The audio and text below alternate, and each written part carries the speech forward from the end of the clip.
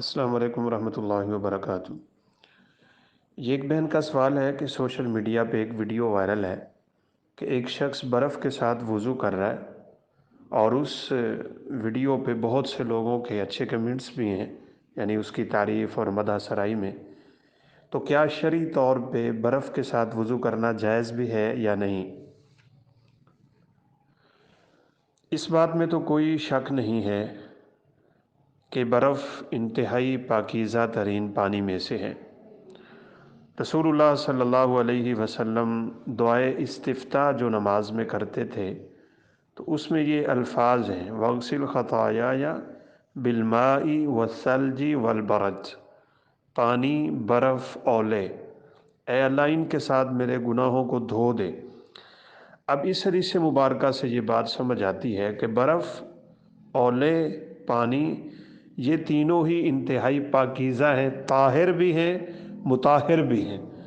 طاہر سے مراد خود پاک ہیں، اور مطہر سے مراد پاک کرنے والے ہیں۔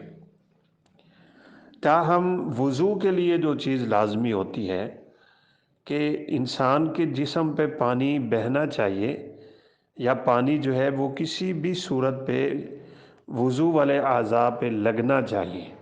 اس کو آپ صلی اللہ علیہ وسلم ہاتھوں سے لگا کے رگڑ بھی دیا کرتے تھے۔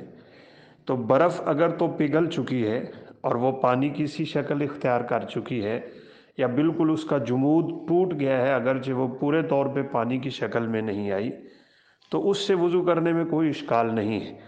وہ انسان کے بدن پہ بہہ سکتا ہے پانی، اور اس کا اثر جو ہے اس کے بدن پہ پورا پورا آئے گا۔ لیکن اگر وہ اتنی جمی ہوئی برف ہے جیسے پہاڑوں پہ ہوتی ہے کہ اس کا جریان ماء نہیں ہوتا، یعنی پانی بہتا نہیں ہے، تو پھر اس سے وضو کرنا مناسب نہیں لگتا۔ جو لوگ کہتے ہیں وضو ہو سکتا ہے، وہ یہی حدیث مبارکہ جو آپ نے دعا کی تھی اسی کو دلیل بناتے ہیں، لیکن صحیح بات یہ ہے کہ یہ دلیل نہیں بنتی۔ اگر کوئی شخص اس برف کو پگھلا دے اور بہنے کے قابل کر دے تو پھر کسی قسم کا کوئی اختلاف باقی نہیں ہے کہ اس سے وضو جائز ہے۔ لیکن اگر وہ برف جمی رہے تو اس سے وضو نہیں کرنا چاہیے، واللہ عالم۔ اسے پھر یہ دیکھنا ہے، اگر متبادل کچھ بھی نہیں تو اسے تیمم کر لینا چاہیے۔